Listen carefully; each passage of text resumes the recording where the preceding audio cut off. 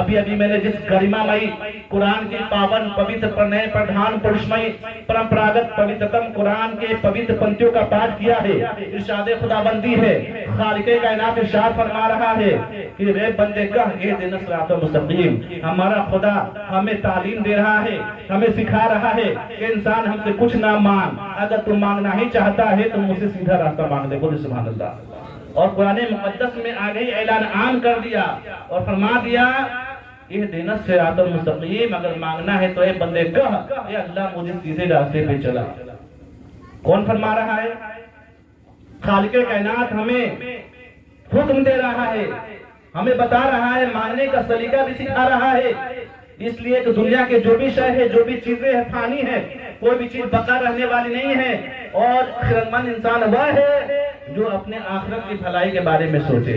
اس لیے کہ چند روزہ زندگی ہے اور یہ دنیا کسی کے ساتھ نہ رہی ہے نہ کبھی رہنے والی ہے۔ اگر ہم دولت مانگتے ہیں، شہرت مانگتے ہیں، اگر ہم پیسہ مانگتے ہیں، ہیرے موتی جواہرات مانگتے ہیں تو یہ سب دنیا ہی میں رہ جائے گی، یہ آخرت میں کچھ کام آنے والی نہیں ہے۔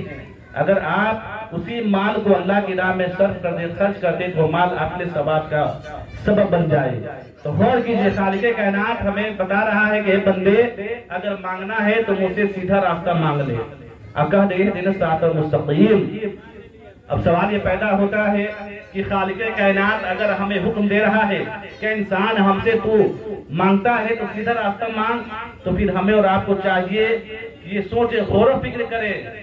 عقل سلیم کے سامنے ایک عظیم سوال اٹھ کھڑا ہوتا ہے کہ وہ راستہ کہاں ہے، کیسا ہے، وہ راستہ کا آغاز کہاں سے ہے، اختتام کہاں سے ہے، وہ راستہ ہے کدھر ہے، کہاں ہے۔ کہ خالق کائنات ارشاد فرما رہا ہے بندے مجھ سے تو سیدھا راستہ مانگ لے۔ اب عقل سلیم کے سامنے یہی سوال پیدا ہو رہا ہے کہ وہ راستہ کہاں ہے۔ تو غور کیجئے، خالق کائنات نے انسانی عقل و خرد کو، ذہن و فکر کو کہیں بھٹکنے نہیں دیا، بلکہ اسی آیت کریمہ میں آگے اعلان عام کر دیا اور ارشاد فرما دیا صراط الذین انعمت علیہم، بلکہ وہ راستہ انعام پانے والوں کا راستہ ہے۔ پہلے مانگنے کا طریقہ سکھایا کہ بندے کہا اے اللہ مجھے سیدھے راستے پہ چلا، اور پھر آگے اعلان عام بھی کر دیا، عقل و فہم کو یہ میسج بھی دے دیا اور بتا بھی دیا کیا مانگنا ہے۔ تو صراط الذین انعمت علیہم، کہا اے اللہ مجھے سیدھے راستے پہ چلا، ان لوگوں کے راستے پہ چلا جو انعام یافتہ ہے، جو کامیاب ہیں۔ تو ہمیں اور آپ کو یہ دیکھنا ہے، غور و فکر کرنا ہے، اس جہان میں، اس دنیا میں وہ کامیاب ذات کون ہے، وہ کامیاب انسان کون ہے۔ تو غور کیجئے گا، دولت جمع کرنے والا کامیاب نہیں ہے۔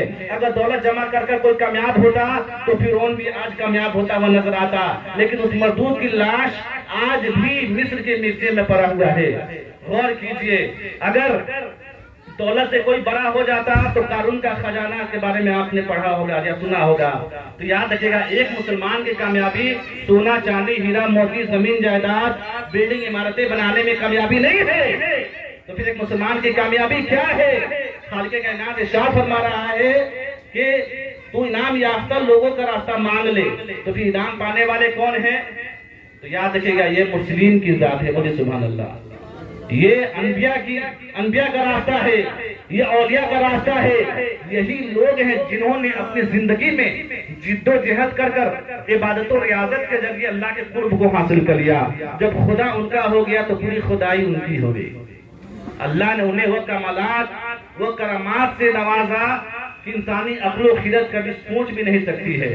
تو غور کیجئے گا، اللہ کے